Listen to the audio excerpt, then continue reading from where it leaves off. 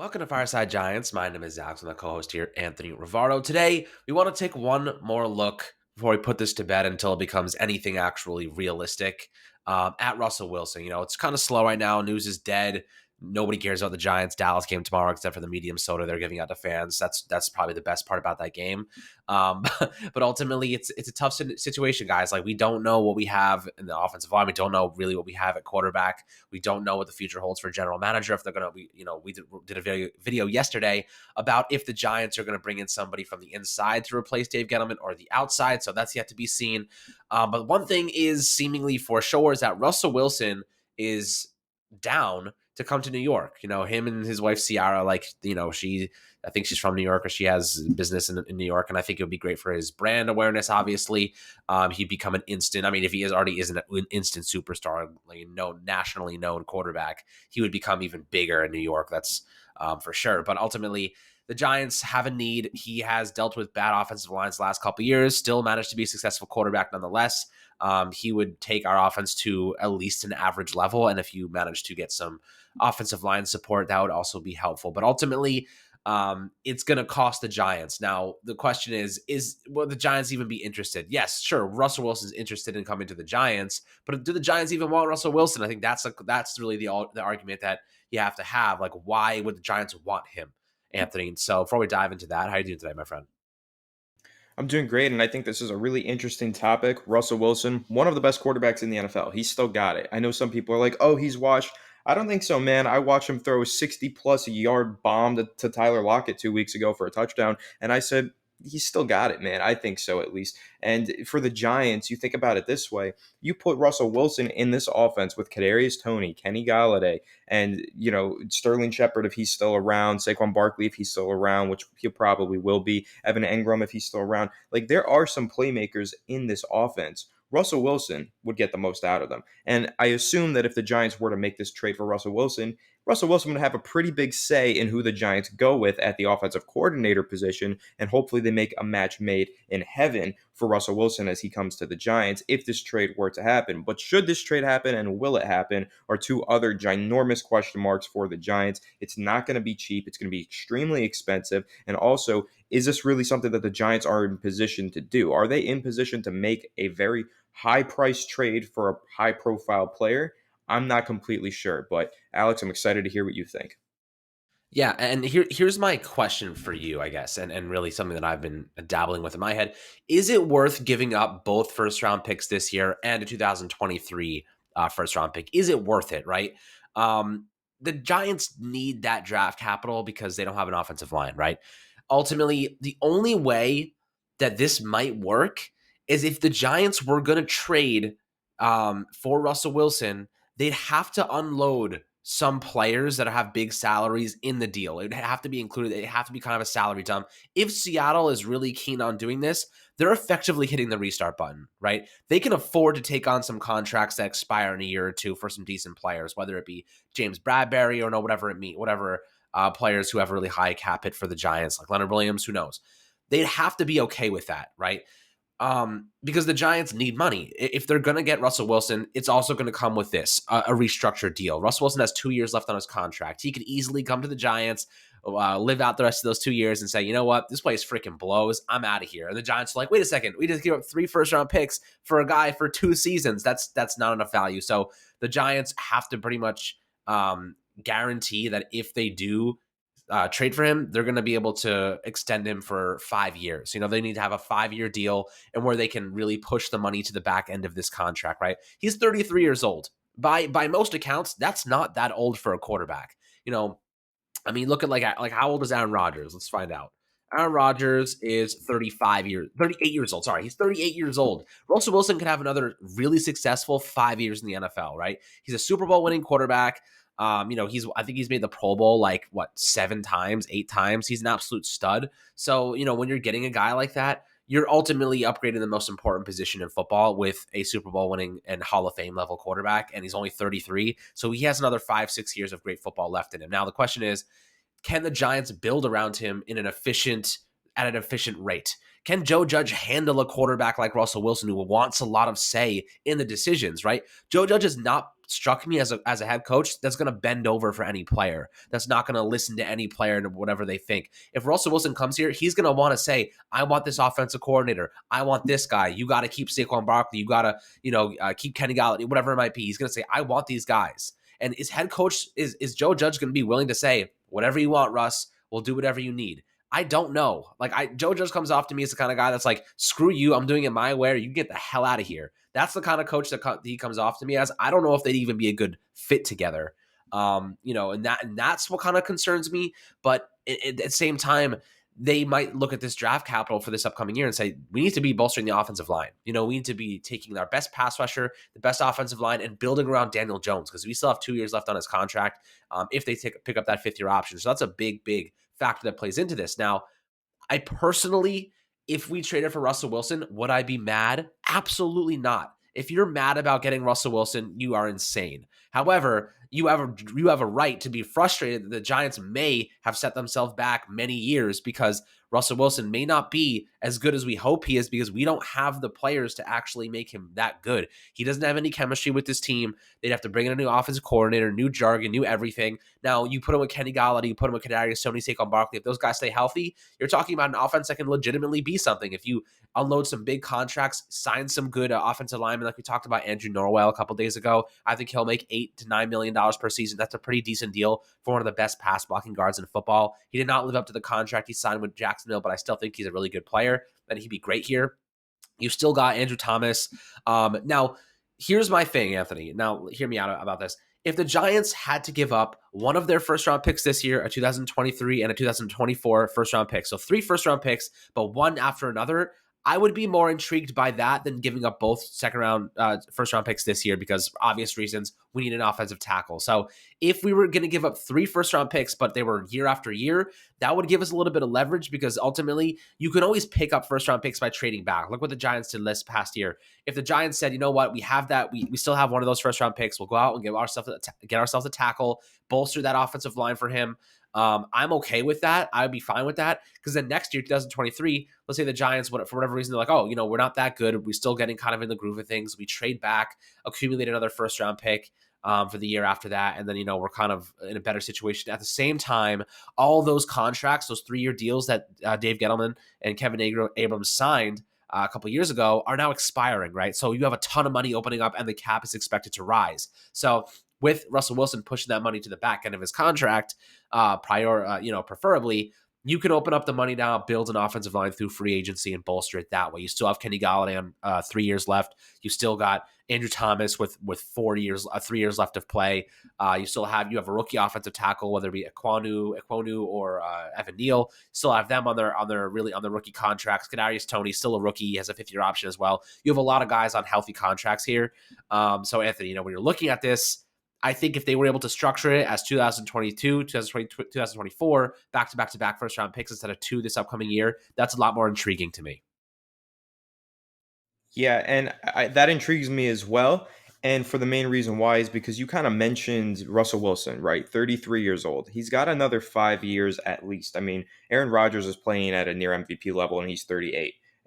Tom Brady's an anomaly, but he's in his 40s. But the best quarterbacks in the league typically play. Peyton Manning played until he was about 38 to 40. Eli Manning played until he was about 38. So the best quarterbacks in the league do play close to their 40s. Russell Wilson's still technically in his early 30s. So he's got another 5 years left. If the Giants make this trade, they have at least 5 years of quarterback stability, right? They might not be getting elite all-pro level play from Russell Wilson like he's given to the Seahawks throughout his career, but at the very least, they're going to get stability at the quarterback position for 5 years, which is not easy to come by in the NFL. So this is my biggest argument for making this trade. You're basically sacrificing 2 years, the 2 first-round picks this year and 1 first-round pick next year, 2 years of first-round picks for 5 years of stable quarterback play. Or if you go Alex's route, you're giving up 3 years of first-round picks for 5 years of stable quarterback play. So that's kind of what the Giants have to consider here with this. Now, can they make the trade work with the salary cap, with the assets that they have? That's another question. But for the Giants, the biggest reason why you would want to do this is you're getting 5 years of quarterback stability and you're only sacrificing 2 years of first round assets to do so. And keep this in mind, you're only giving up the 3 first round picks. You still have your second round picks, your third round picks, your fourth round picks. There are ways to build through the draft with a better general manager than what the Giants have right now. That's key. If they get a good general manager who can pull off this trade and then also pull off some good selections in the draft, they can still build their team around Russell Wilson. But the biggest issue for the Giants right now, in my opinion, the biggest reason not to do this is because this would be a move that indicates trying to win while rebuilding. Now, we all remember that famous quote or infamous quote from Dave Gettleman: "We are going to try to win while rebuild. You can win while rebuilding." No, you cannot. Clearly, you cannot, because it did not work for the Giants. Would this trade be a case of the Giants trying to win while rebuilding? Personally, I think it is, because we're talking about it. We're saying, oh, trade for Russell Wilson and then use some of these middle round picks or use some of these other picks to try and build up the offensive line. What the Giants should do is build up their offensive line, rebuild their team, and then position themselves to inject a quarterback into a built up team a few years down the road. Personally, that's how I feel.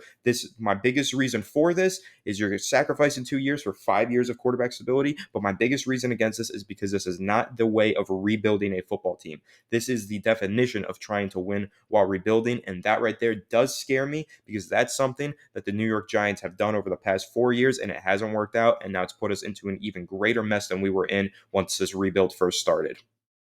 Right. And let me propose an interesting scenario for you. And I'm kind of fighting with myself in my own head right now, thinking about it. Would you rather spend 3 first round picks to get Russell Wilson, or would you rather stick with what we have now, use our 2 first round picks this year, bolster the team, and trade 2 first round picks in 2023? So 2023, and then you give up the 2024 first round pick to move up and get Bryce Young. Russell Wilson. What's you go Russell Wilson, Russell because I Wilson. guess I, he's the sure thing, right?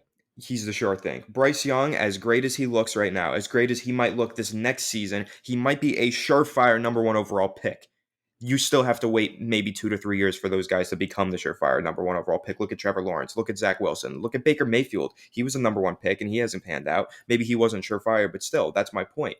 You're never getting a sure thing with the first overall pick in the draft or with any pick in the draft. But when you trade for a guy like Russell Wilson, you're getting a sure thing. You're getting quarterback stability. You're getting a future Hall of Fame quarterback who still has at least 4 to 5 years left of good quarterback play. So for me personally, I'm not making those trades to gamble on Bryce Young when I could make those trades to position myself to get a sure thing like Russell Wilson. Right, and I think the Trevor Lawrence argument is a little much, just because he was put in a position where his team sucked already, right? Yes, So like, but the Giants are going to put Bryce Young into a position where he well, might that's suck. but that's Like the it thing. might be a That's the sucky argument, situation. though. Well, hmm yeah, it might be. But I would say, like, the argument is, like, you're keeping those your first round picks to bolster the offensive line, so your young quarterback can have a better chance at success. That's kind of what my point was there. Like let's assume that the team is ready to take on a young quarterback like Bryce Young. Like, the offensive line looks a lot better. They have good wide receivers. They have a good situation on offense. Like, this is very much optimistic. Like you said, Russell Wilson's probably the better move, just because he's going to elevate the whole offense. You don't need to prepare the offense to be ready for a young quarterback. It's a lot easier said than done, because the Giants have failed to do that multiple times so far. But I think that, let's assume in this scenario that the offense looks good, offensive line's progressing really nicely, and you have your 2 first round picks, and you're like, all right, let's trade it up for Bryce Young, and you're ready. And Bryce Young goes into a situation where he's in place to actually succeed, not to fail. Do you think that still you're going Russell Wilson anyway?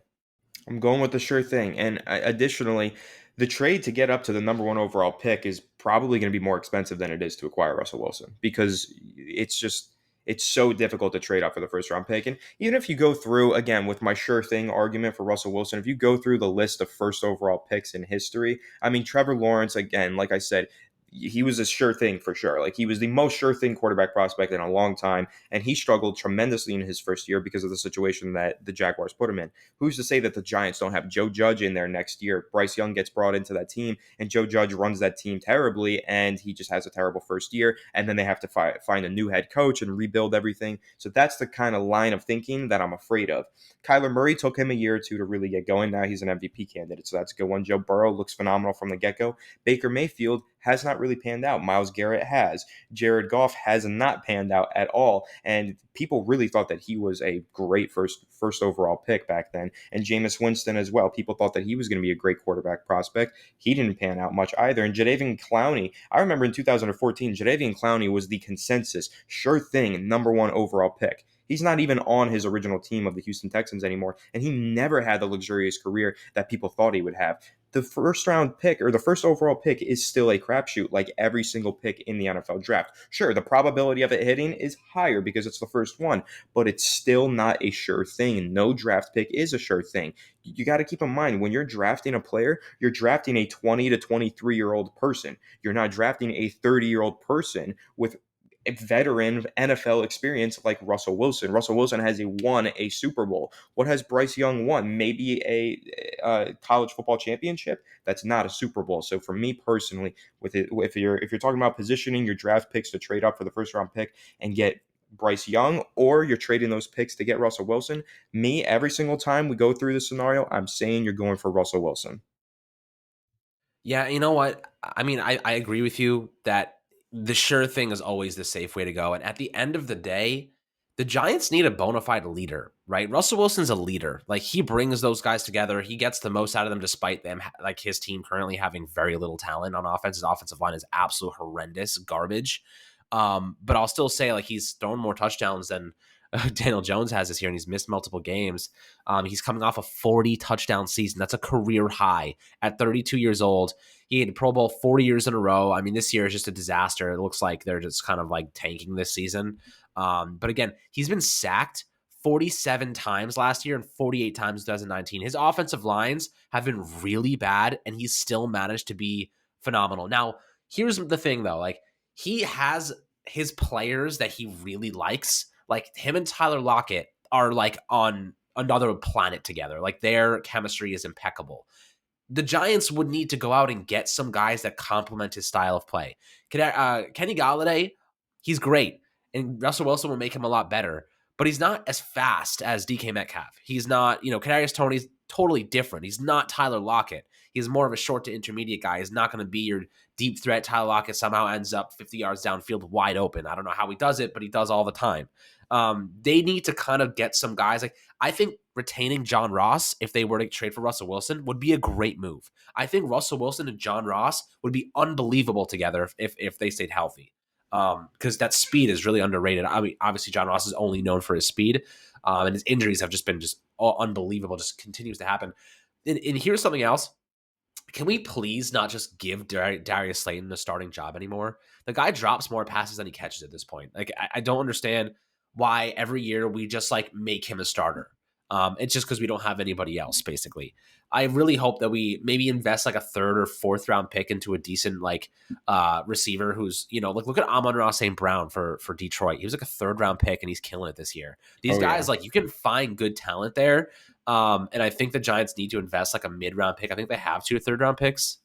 Yeah, to be fair, I think that the Giants did maybe try to replace Darius Slayton with John Ross, but John Ross got injured. So Right. I mean, that's fair, but at the same time, like they probably knew he was going to get injured. It was probably more like we'll just like split their time, incorporate him in specific ways. But when Jarvis is on the field, man, like he's good. I like him. Like he's actually a pretty decent playmaker, when he's healthy. But at the end of the day, like this is a Russell Wilson conversation. The question is not if Russell Wilson wants to come to New York; it's if the Giants want him. So, how much do they value their draft capital? Can they convince Seattle to take 3 first round picks from 3 different years? I don't want to give up both first round picks this year. Like giving up the 5th and 6th overall pick is extremely valuable. Extremely valuable. You can't do it. You can't give up those 2 first round picks. I love Russell Wilson, but I think that's my breaking point. The 2 first round picks this year, I'm not trading those away. I'm doing 2023, 24, or rather 22, 23, 24, year after one another. That's how I would try to structure this. And I throw in Daniel Jones for shits and giggles, because they're going to need a quarterback after that, unless they really want to roll with Geno Smith, or they're going to go on draft a guy like Kenny Pickett. Who knows, Anthony? But any last thoughts on this? What would you say the chances? Give me a percentage chances of this actually happening. I'll give mine after you.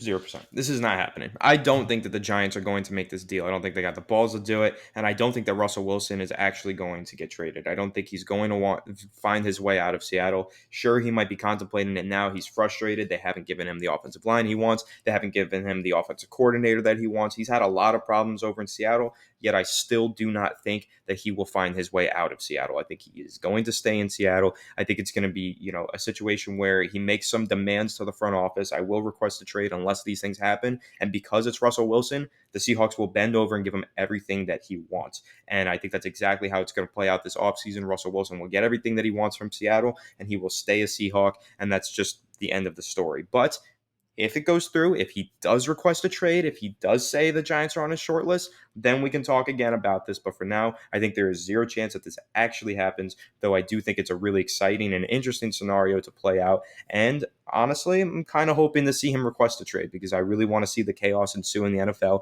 and get the excitement being a Giants fan that we might just have a chance of landing Russell Wilson. I think it would be really fun. So I'm excited for this offseason. I'm excited to see how exactly this scenario plays out. Yeah, I mean, I'm going to give this a 10% chance of happening because I think the Giants at this point, like, they don't want to go through this rebuild process anymore. They're tired of it. I imagine John Mara's like, I can't do this anymore. Um, he's Russell Wilson will save Joe Judge's job. So if I was Joe Judge and I was like, I only have one more year to fix this team, I'm gonna go out and try to get Russell Wilson because if he doesn't get Russell Wilson and he fails again, which is very, very likely if he doesn't get a quarterback like that, he's going to get fired.